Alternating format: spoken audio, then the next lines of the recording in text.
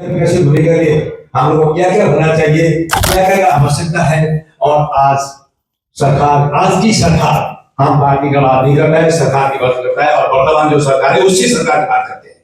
तो आज की सरकार का क्या विचारधारा है और क्या कॉन्सेप्ट है और कैसा देश को बनाना चाहता है, उसके बारे में थोड़ा चर्चा करते हैं। आज की सरकार इंडिया को विकसित करने चाहते हैं, कौशल बनाने चाहते हैं और सक्षम बनाने चाहते हैं। उसके लिए हमको क्या चाहिए?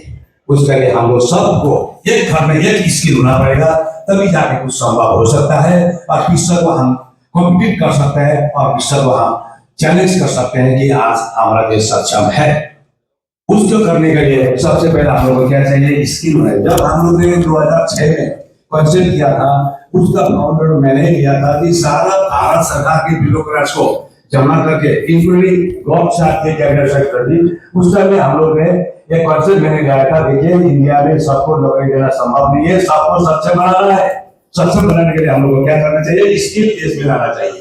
वो मेरा कंसेप्ट था और मैंने लेके आया था और वो एक कंसेप्ट मेरा ही था और चल रहा है अभी सरकार उसमें चल ही रहा है। और उसी तरीके से हमने ये किया था सोशल लेवल पर रूरल डेवलपमेंट, क्यों गाँव को ही शहर बनाया जाए, गाँव छोड़ के शहर ना चला जाए। सारे युवा अभी गाँव छोड़ के शहर आ रहे हैं, गाँव का क्या हालत होगा? गाँव खत्म हो जाएगा। इसलिए गाँव को ही शहर बनाया जाए, गाँव छोड़ के शहर में चला जाए, ये भी एक कंसेप्ट था, वो अभी चल ही रहा है। इसी तरीके से ह्यूमन वैल्यूज, खाली हम आप लोग अभी कितने यहाँ आए हुए, बहुत विद्वान है, बहुत प्रोफेसर होंगे, बहुत प्रोफेशनल होंगे, बहुत तजुर्बा होंगे, बहुत कुछ करके आए होंगे, यहाँ तक पहुंचे हैं। वो सबका अपना अपना सब्जेक्ट एक्सपर्ट है। खाली सब्जेक्ट एक्सपर्ट होने से भी हम लोग को नहीं चलेगा, ह्यूमन वैल्यूज होना पड़ेगा। सब सब्जेक्ट में हमको नॉलेज होना पड़ेगा, कोऑर्डिनेट होना पड़ेगा, कम्युनिकेशन होना पड़ेगा, और आगे हम किस तरीके से चल रहा है उसका भी हमको थोड़ा तजुर्बा होना पड़ेगा। इसलिए ह्यूमन वैल्यूज जो मिनिस्ट्री ऑफ एचआरडी में चल रहा है, अभी एनसीएल में चल रहा है, उसका भी कंसेप्ट मेरा ही कंसेप्ट था, मैंने ही लेके आया था इसको 2002 में। इसी तरीके से आज मैंने भारत में देखा कि देखिए, काम करने के लिए राजनीति जाना कोई आवश्यकता नहीं है। काम करिए, आगे बढ़िए। उसके लिए हमको क्या करना पड़ेगा? सबसे पहला अपने को सक्षम रहना पड़ेगा। सक्षम बनने के लिए हम लोग को गाइड मिलना पड़ेगा, गाइडेंस कौन जो कर सकता है उसका पीछे लागना पड़ेगा। और जो कोऑर्डिनेटर बनता है, जो माध्यम बनता है, आज आप लोग यहाँ पहुंचा आईबीडी सवार का उसके तरफ से, तो आप लोग यहाँ बैठे हुए हैं, तो इन भी कोई एक माध्यम बना है ताकि आज आप लोग से मेरा मुलाकात हो गया और हम लोग आप लोग का साथ मुलाकात होने का मौका मिला, अवसर मिला। उसका लिए मैं आईबीडी को ही धन्यवाद देना चाहता हूँ, क्योंकि उन्होंने आज ये प्रोग्राम ऑर्गेनाइज करके बीच में एक मिडिलमैन के तरह एक काम करके आप लोग को इन्वाइट किया और हम लोग को इन्वाइट किया और एक प्लेटफॉर्म जमा किया और इस उधर को से अपना शेयर करने का अवसर मिला। इसके लिए मैं धन्यवाद देना चाहता हूँ। इसी तरीके से आप देखिए, इंडिया में अभी भी 60% बीपीएल है, बिलो पॉवर्टी लाइन होता है इसको। आज उसका हमारे मुद्दती है, देश को तरक्की करने के लिए, देश को एडवांस टेक्नोलॉजी करने के लिए और देश को आगे ले जाने के लिए हमको 3 चीज करना पड़ेगा। वो 3 चीज हम लोग क्या है? स्किल। हर घर में अगर एक स्किल हो और एक नॉलेजेबल तजुर्बा हो और उसको हम आगे बढ़े, सरकार का नौकरी का कोई आवश्यकता नहीं है। आगे की एडवांस टेक्नोलॉजी ऑलरेडी इंट्रोड्यूस हो चुका है और कम्युनिकेशन हो चुका है। और इसी तरीके से आज स्कूल में बहुत स्कूल कोर्सेस का अपग्रेड हो चुका है, जो हम लोग पढ़ते थे वो आज की जमाना में नहीं है। तो इसीलिए हम लोग इसको भी मद्देनजर रखते हैं, आगे बढ़ना है और हर कोई स्किल होना है और कम्युनिकेशन होना है। और ऑलवेज आज जितना भी एनजीओ है, एनजीओ सेक्टर में जो काम कर रहे हैं, all India federation of volunteer organization, हम लोग ने एक एनजीओ बनाया था 2006 में। वो राष्ट्रपति का अप्रूवल में बनाया था, क्योंकि वो कैबिनेट अप्रूवल होना पड़ता है ताकि ऑल इंडिया फेडरेशन शाखा अपना बन सकता है, नहीं तो एनजीओ रजिस्ट्रेशन नहीं हो सकता है। उसका भी मैं नेशनल जनरल सेक्रेटरी हूँ, क्योंकि वो भी मेरा ही कंसेप्ट था कि हम लोग ने कुछ करें और उसमें सारे ब्यूरोक्रेट भारत के हैं।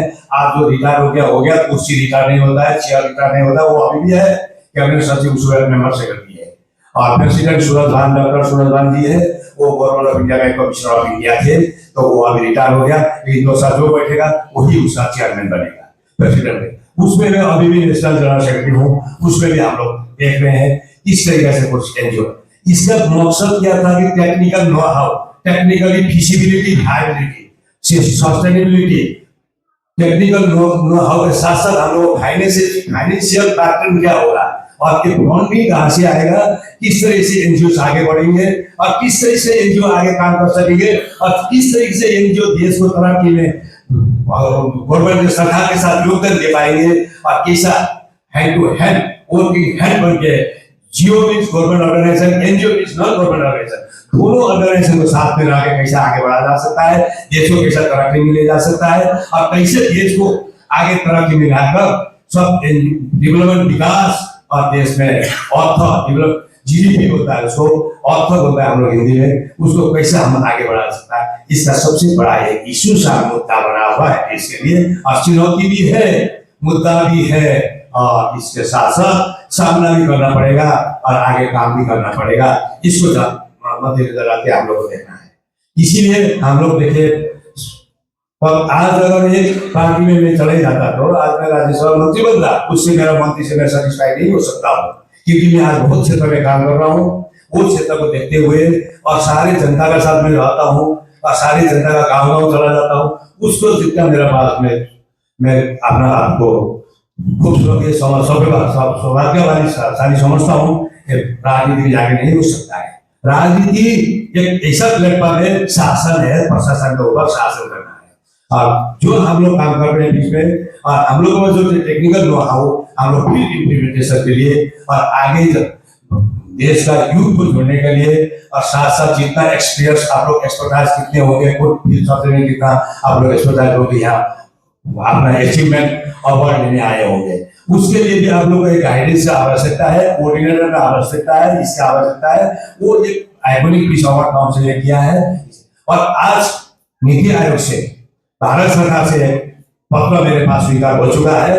अब इसको मैं जांच करने वाला हूँ और इसको जांच करके कौन रह सकता है और कौन जा सकता है ये भी आप लोग जान लीजिए, क्योंकि ये मीडिया में भी निकलने वाला है और प्रेस कॉन्फ्रेंस भी मैं करने वाला हूँ, क्योंकि वो जांच मेरे पास आ चुका था, मैंने आज करीब आगे शुरू नहीं किया है और मैं इसको शुरू करूंगा, क्योंकि किस तरीके से आप लोग को बात किया गया है, किस तरीके से आप लोग बात के हिसाब से लोग काम कर रहा है, इसका भी जानना आपकी आवश्यक है।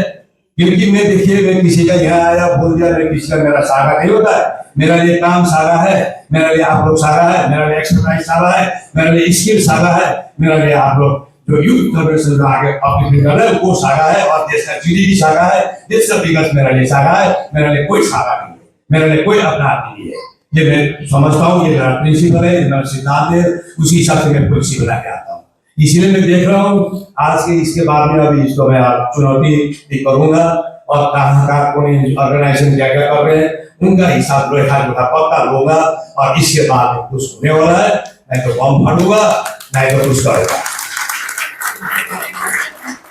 और मैं ये भी कहना चाहता हूँ क्योंकि हम लोग काम करने में विश्वास रखते हैं, बात करने में विश्वास नहीं रखते हैं, तो इसलिए 24 आवर्स हम लोग काम करते हैं और मैं कोई राजनीतिक दल से जुड़ा हूँ ना कोई किसी से मतलब है, मैं अपना काम से मतलब है, टेक्निकल नॉलेज से मतलब है, टेक्निकल फिजिबिलिटी वायबिलिटी से मतलब है और जितना एक्सपर्टाइज है उनको साथ में लेके देश का तरक्की में जीडीपी कैसा किया जाए, आगे जीडीपी को कैसा 8-10% के हाराहारी में लाया जाए और देश को विकास कैसा किया जाए और हर में हर टेक्निकल कैसा बनाया जाए, ये हमारा मंशा है, ये हमारा एम्स है, ऑब्जेक्टिव है, उसमें हम काम करना जरूरी है और आवश्यकता भी है।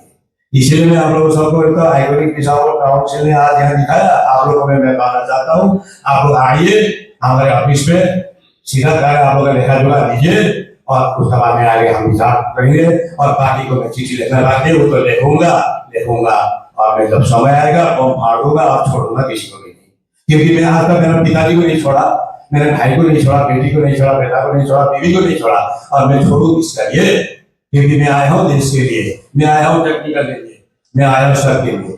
इसीलिए आप लोग इसी तरीके से आप लोग आए हैं, आप एक्सपर्टाइज में काम करिए और आगे बढ़िए और कोऑर्डिनेट करिए। आप लोग आइकॉनिक के बीच माध्यम की तरफ से आया, आगे क्या करना है, कैसे हम लोग आगे काम करना है और कैसे हम लोग कहाँ डिफिकल्टीज आ रहा है, टेक्निकली कौन स्टेप में क्या प्रॉब्लम है उसको आप लोग बताइए, उसके बाद में हम लोग आगे काम करेंगे और यहाँ से भी पहल करेंगे, स्तर से भी पहल करेंगे और इसको आगे ले जाना बहुत आवश्यक है। सब्जेक्ट एक्सपर्ट जब तक नहीं होगा और एक स्किल नहीं होगा हम लोग आगे नहीं बढ़ पाएंगे और देश को तरक्की में नहीं ले जा सकेंगे और अर्थ विकास का हम सोच नहीं सकते। इतना बोलते हुए आप लोग से मैं थोड़ा एक्स्ट्रा भी टाइम लिया, कुछ बोल भी दिया और आप लोग सुन भी लिया। जो बोला वो तो लपकी का पक्की है, हम लोग उसको बैक नहीं कर सकता हूँ कभी जिंदगी में, क्योंकि मैं काम करने वाला हूँ। तो आगे आप लोग आइए, काम करिए, स्टेप फॉरवर्ड हम लोग आगे बढ़ते हैं और अपना एक्सपर्टाइज आप लोग पोटेंशियल करिए, वो पोटेंशियल को हम आगे एक्सप्लोर करेंगे, उसके बाद में देश को तरक्की मिलेंगे। जय भारत, जय